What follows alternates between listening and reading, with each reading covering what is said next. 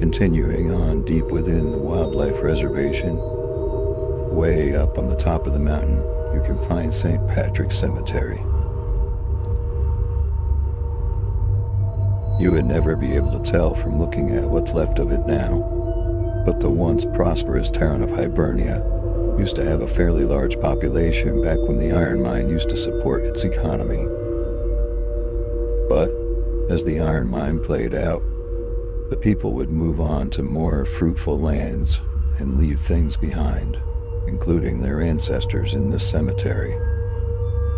As the years have gone by, what's left of the town and the cemetery has been reclaimed by nature. Now, you can only see little bits of the monuments peeking out from over the overgrown brush. Of course, as the years would go by and people would learn of the abandoned cemetery, it would suffer at the hands of vandals who would come into the place and desecrate the graves.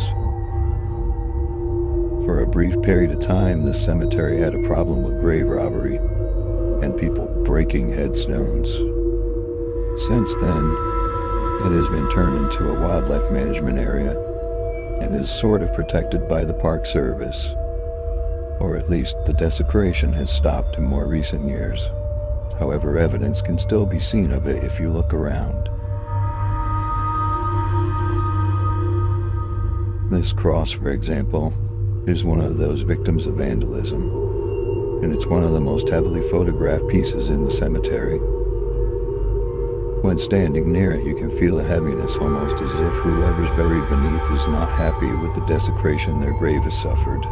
Sadder yet, at the back of the graveyard, you can find what's left of these children's graves.